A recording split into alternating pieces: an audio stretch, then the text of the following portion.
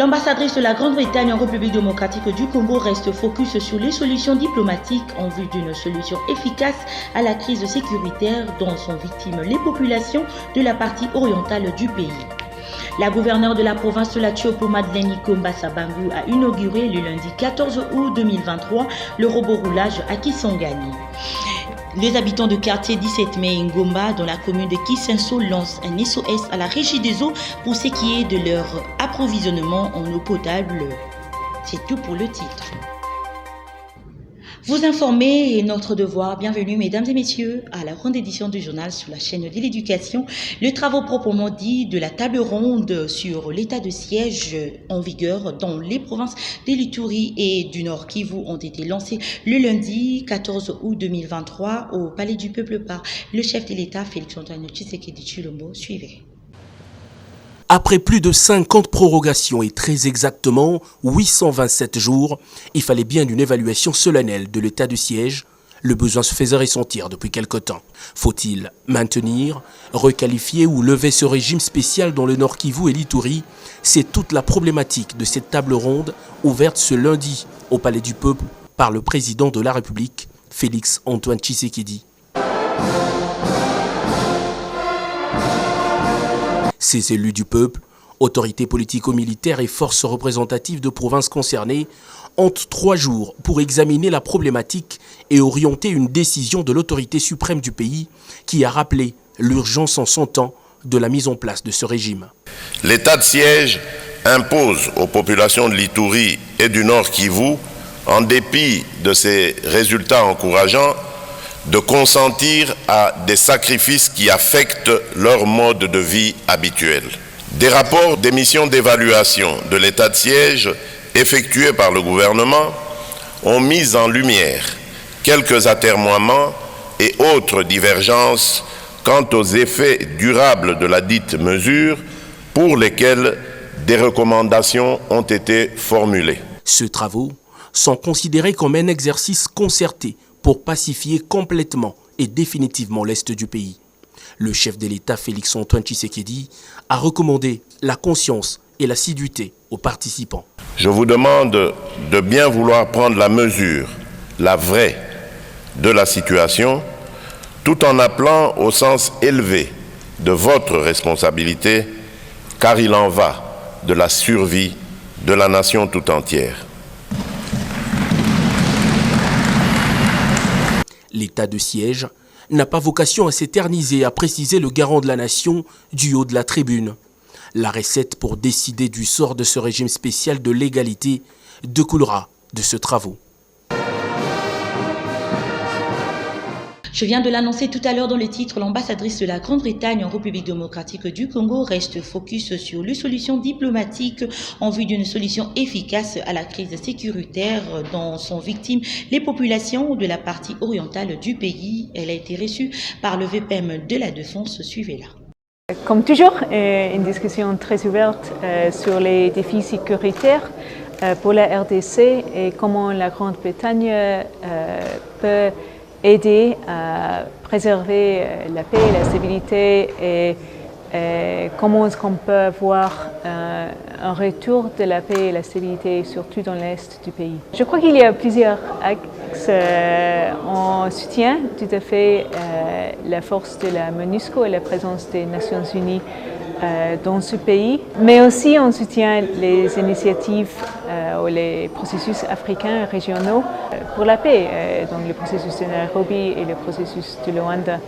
Et on est ouvert à voir des autres possibilités, mais on travaille aussi avec les autres pays, les autres organisations internationales pour voir comment est-ce qu'on peut avoir des avances vers la paix et la stabilité. Je crois que la situation est très sensible couramment et c'est pour ça que nous voulons continuer à dialoguer avec tous les parties prenantes.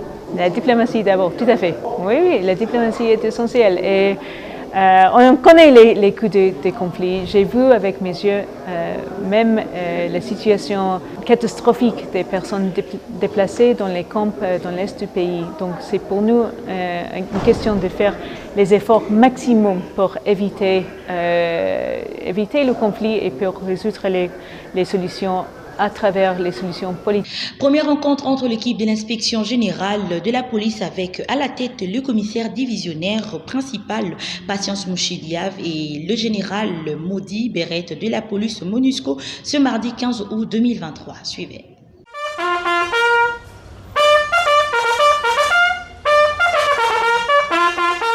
Modi Beret et ses collaborateurs étaient venus présenter les civilités au nouveau inspecteur général de la police et faire le tour d'horizon de différents projets en cours d'exécution avec l'appui de la police MONUSCO. Plusieurs questions dont celle de la transition de la MONUSCO avec ses impacts sur le travail de l'UNPOL, le rôle de l'inspection générale de la police dans la sécurisation des élections à venir, la formation des inspecteurs ainsi que la construction des antennes de l'IGPNC ont été évoquées au cours de ces échanges qui se sont élargis avec les collaborations de deux équipes. De son côté, Modi Beret a rassuré l'inspecteur général de la police, le général Patience Mouchidiav, de sa volonté de rester toujours aux côtés de l'IGPNC dans l'accomplissement de ses missions. Très ravi, le général Patience Mouchidiav s'est dit disposé à poursuivre cette collaboration avec la police MONUSCO dans les différents projets. Notons que les commissaires divisionnaires Roger Nsinga et Jolie Limengo, respectivement IGA en charge de missions techniques,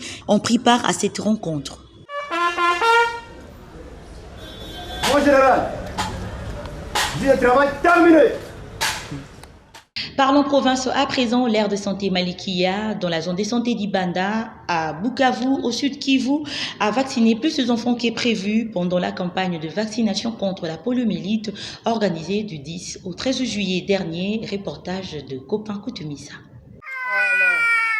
Voilà. Une satisfaction des opérations vaccinales dans la zone de santé d'Ibanda en général et en particulier dans l'aire de santé Malkia dans la ville de Bukavu. Sur 4600 enfants attendus, un super score d'au moins 6000 enfants ont été vaccinés selon Elvis Biayombe, infirmier tutélaire de ce centre de santé. Chez nous, dans l'aire de santé de Maliki, il n'y avait pas vraiment de scandale. On a commencé les activités le 10, le 11, le 12, on a terminé. Maintenant, le 13, on a fait maintenant le ratissage. Le 13, on a clôturé avec le ratissage. On a eu quand même à satisfaire au-delà de 100% par rapport à notre attendement. Maintenant, aujourd'hui, je suis encore à l'hôpital en train de récupérer les enfants qui viennent. Si un enfant se présente à l'hôpital, ils disent non, chez moi, on n'a pas eu le vaccin, on continue toujours à vacciner. Et donc, nous, dans l'aide de santé de Makia, il n'y avait pas vraiment de soucis, il n'y avait pas de plaintes, mais nous attendons seulement la motivation pour les équipes. Toutefois, les prestataires se sont plaints de la cagnotte qui revient à 5 $ le jour après cette opération. Donner seulement 3 jours de vaccination, chez nous, on a constaté que c'est minime. Deuxièmement, c'est par rapport aussi à la motivation. On commence les activités, c'était à 6h jusqu'à 18h, 19h de fois. Tu n'as pas de moyens de transport, on n'a pas même de secrets. Et à la fin de l'activité, on te donne 5 $. Quand on est responsable, vraiment, c'est ce minimum. On pourrait même suggérer si à la prochaine fois, on peut encore majorer par rapport aux rémunérations des acteurs. Les souhaits est de voir ce montant être revu à la hausse prochainement.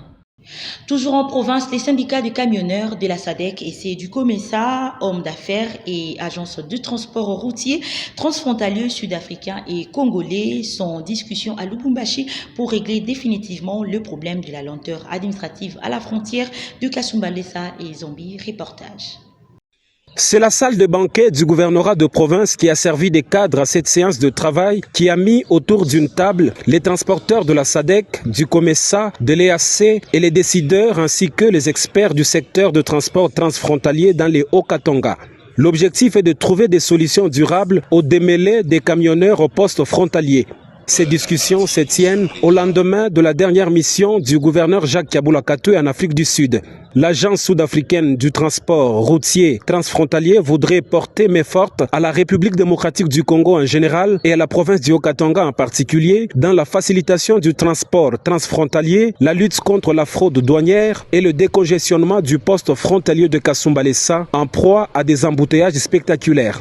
Dans son mot de circonstance, le président des camionneurs de la SADC a exprimé son vœu d'avoir des solutions à tous ces maux auxquels ses collègues font face. Avant de lancer les travaux, le gouverneur Jacques Yabula Katwe a invité les participants à faire des propositions pour des solutions permanentes à la décongestion du poste frontalier de Kasumbalesa. Vos cris de détresse, vos revendications, ainsi que vos propositions pour l'assouplissement des formalités d'import-export, tant à nos frontières que sur les parcours ainsi qu'à la livraison des marchandises. Vos préoccupations ont toujours fait l'objet de séances de travail à tous les niveaux du pays, mais aussi dans le cadre de rencontres bilatérales et multilatérales entre nos États. C'est ici pour moi l'occasion d'exprimer mes hommages les plus déférents à l'égard de son Excellence Félix Antoine Tshisekedi Tshilombo, président de la République et chef de l'État congolais, pour sa vision en matière d'intégration régionale. C'est aussi le moment de présenter à leurs excellences, Messieurs les présidents de République sœurs de la SADC, l'expression de mon confort respect. C'est ainsi que j'attends de vous des propositions concrètes qui seront examinées et exécutées dans le respect des textes et lois du pays. C'est sur ces vœux, qui nous sont par ailleurs communs, que je déclare ouverts les travaux des assises des associations de transporteurs de la SADC et du COMESA. Pour rappel, durant ces 4 derniers mois, le gouverneur Jacques Yabula Katwe a effectué 3 à 4 descentes sur terrain au poste frontalier de Kasumbalesa pour non seulement tirer au clair le fonctionnement des services douaniers, mais aussi supprimer les barrières illégales érigées tout au long de la route Lubumbashi-Kasumbalesa.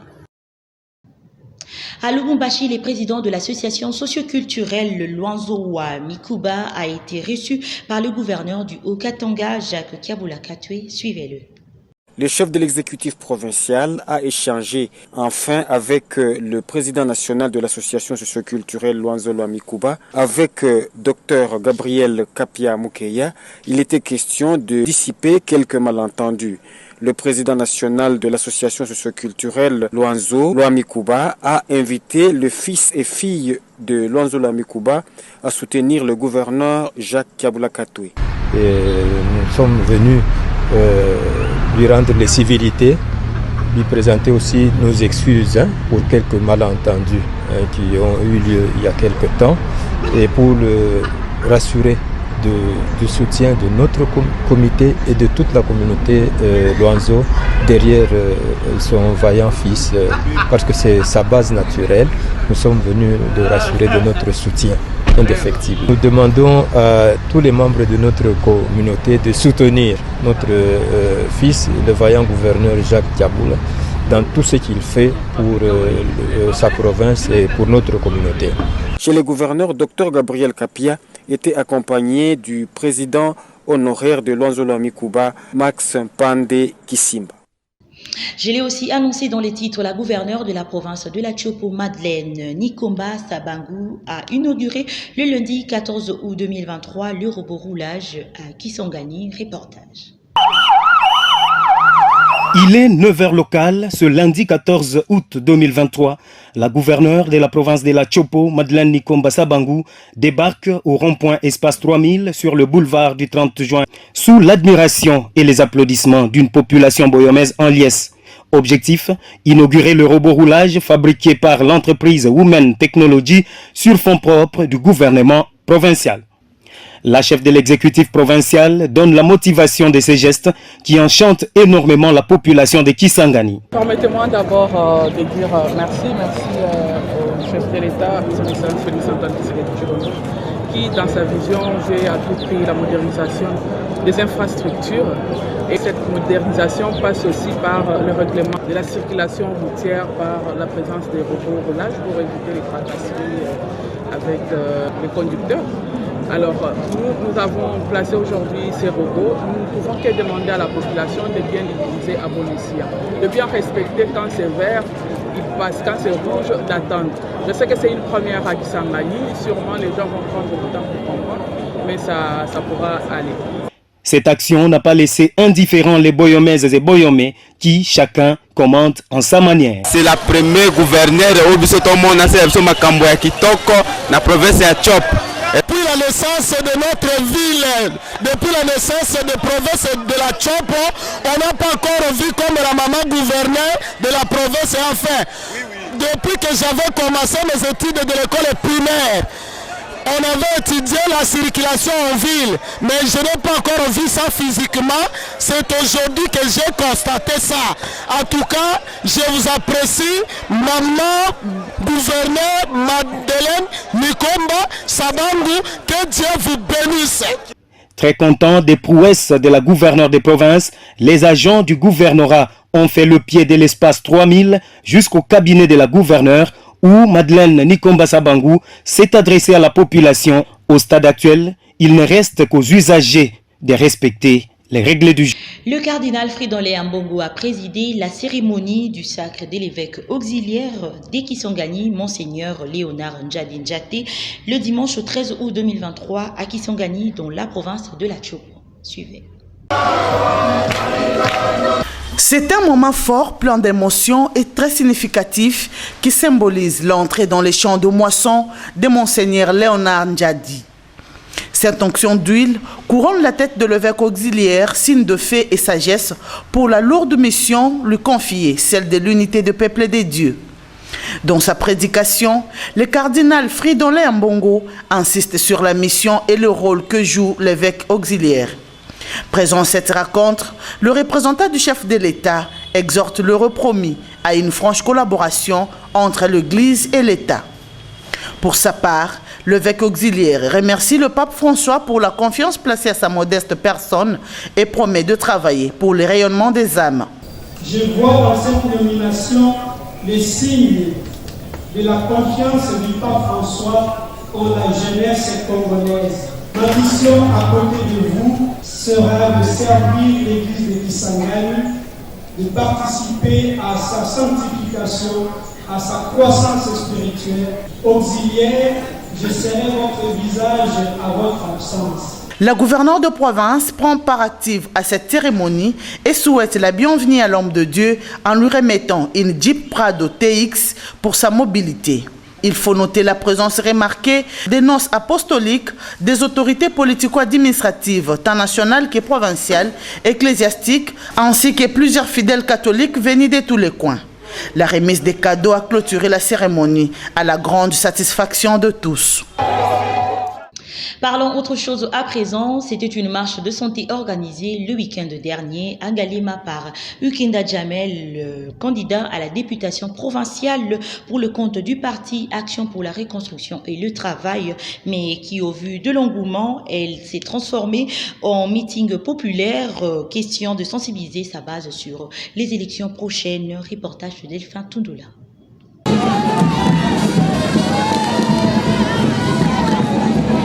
La jeune leader de la commune de Ngaliema, Ukenda Jamal, a réuni sa base dans une marche de santé qui a eu lieu le dimanche 13 août 2023, en commençant à l'arrêt Soukamir pour citer au Kamunganga.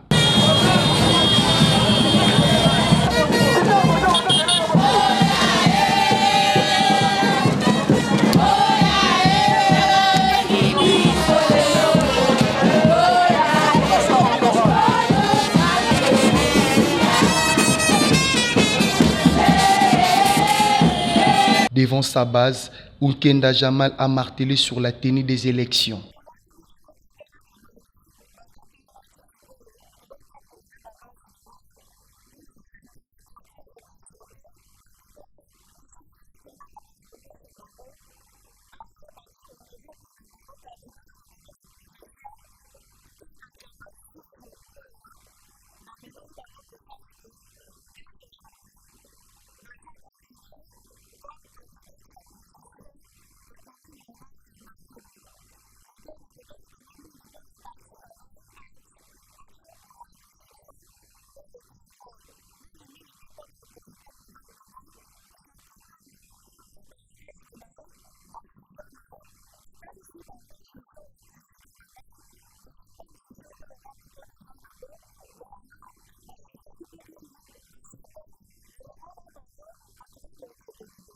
Communément appelé le sport de la commune de Ngalema, Nkenda Jama ne cesse d'inspirer sa base pour faire entendre sa voix aux problèmes de sa commune à la législature prochaine.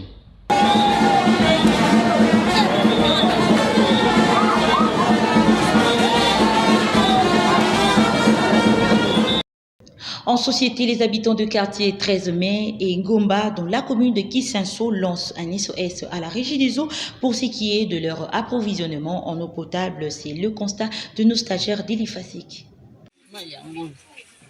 Le quartier du 7 mai et Ngomba dans la commune de Kisenso vivent depuis des décennies sans eau potable. Les habitants de ces deux quartiers recourent aux eaux de pluie et des forages qui fonctionnaient mais ne sont plus opérationnels.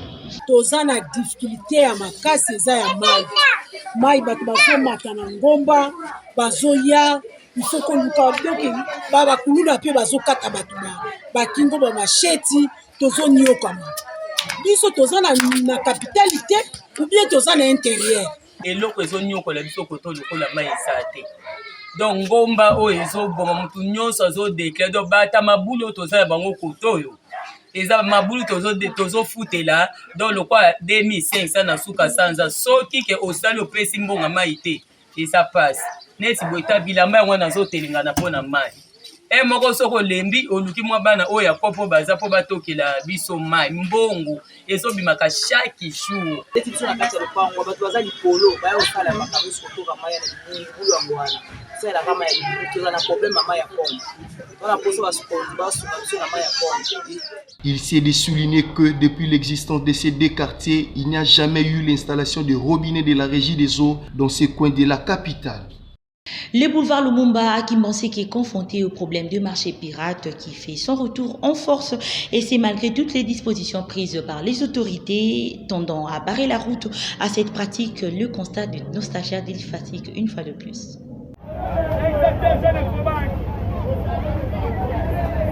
Évacué au mois de décembre dernier sur ordre du gouverneur Jean-Tiningo Bila, le marché pirate refond surface sur le boulevard Lumumba dans la commune de Kimbanseke. Interrogés quant à ces, les vendeurs disent que l'ancien marché a été détruit et maintenant eux, ils ne savent plus où vendre.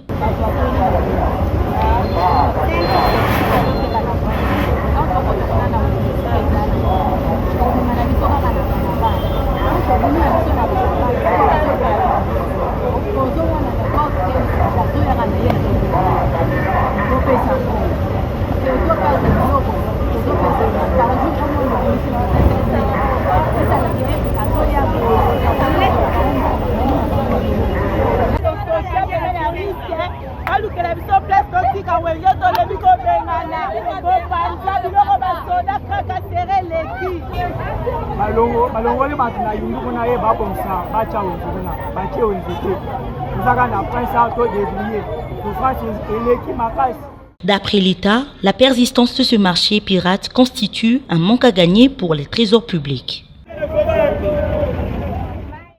Restons toujours dans le même registre. Les habitants du quartier Joli Parc, précisément ceux de l'avenue Akula, dans la commune de Ngaliema, connaissent des difficultés énormes en ce qui concerne les décharges publiques.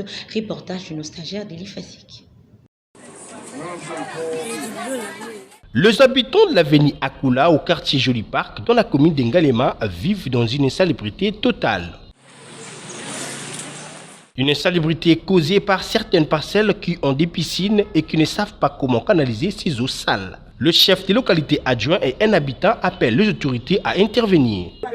Depuis Asalango, tondaka soki des fois bakiri yango ezaka soki tondi baye bakiri soki tondi baye bakiri mais mikolo na moni bato oyo baye kokota sika bayebi te ke awa eza basi ya mai bamoni neti place moko réserve ya poubelle publique babanda kobwaka tosensibilize bato toyebisi bango déjà ke babwaka te mais bazoya kobwaka butu eyopesa biso mpasi makasi ndenge eza boye tosi déjà tokoti bademande epa banotable na biso mpe na bourgmestre asi ayebi po ete basunga biso bakire base oyo ezorecevoir bamai ya mbula nyonso ezowuta epa bakonzi souvent eyaka na bakaniveau ezowuta delvo donc ezoya kokita wana bato nde bazalaka azwi badeshe ya melisi abwaki azwi babiloko mosusu neti kuna bazobwaka bafull bamakambo ebele mais eza full te eza nde eloko ezobomba mai parce que bandako eza kuna donc ekoya ifale soko etondi esalaka mpe badega batika kobwaka bafull batika kotia biloko ya solo tala ndenge ezalaki boye te ezalaki terrain monene bato balobeta bale bazosala baje pour le moment ekomi kobwaka bafull badeshe donc yango nde esalaki ekoma na niveau wana. Signalons que cet endroit a été transformé en poubelle géante où tout le monde jette les saletés sans être inquiété. Avant de boucler complètement ce journal, les travaux de construction du pont Lubudi sur la rivière Makelele qui relie de part en part le commune de Ngalema et Selembao sont plus que satisfaisants aux yeux de la population. Reportage.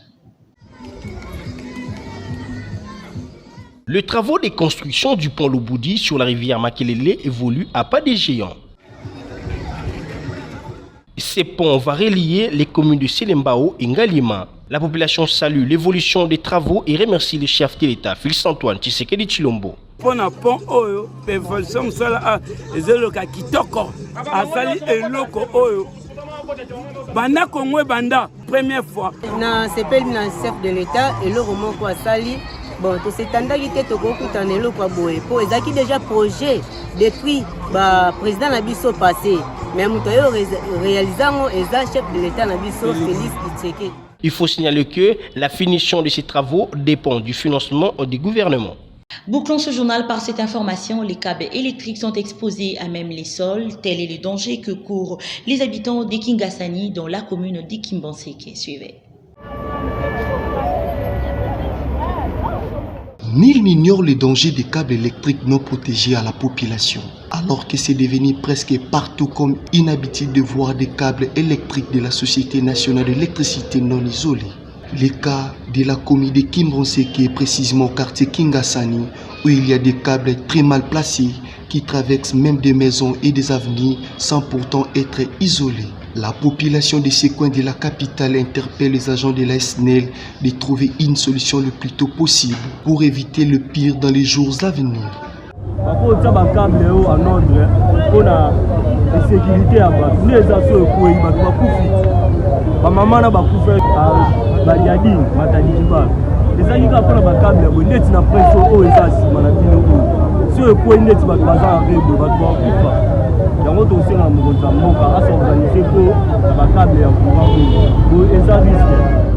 Notons que, au-delà de fournir l'électricité à la population, la Société nationale d'électricité a également l'obligation de faire le suivi des câbles et cabines électriques pour garantir la sécurité de ses abonnés.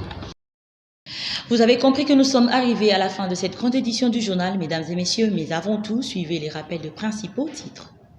L'ambassadrice de la Grande-Bretagne en République démocratique du Congo reste focus sur les solutions diplomatiques en vue d'une solution efficace à la crise sécuritaire dont sont victimes les populations de la partie orientale du pays. La gouverneure de la province de la Tchopo, Madeleine Nikomba Sabangu, a inauguré le lundi 14 août 2023 le robot roulage à Kisangani. Les habitants de quartier 17 mai Ngomba dans la commune de Kisenso lancent un SOS à la Régie des eaux pour ce qui est de leur approvisionnement en eau potable. C'est tout pour le titre. C'était pour nous un réel plaisir de vous informer, mesdames et messieurs. D'ici là, portez-vous bien. Au revoir.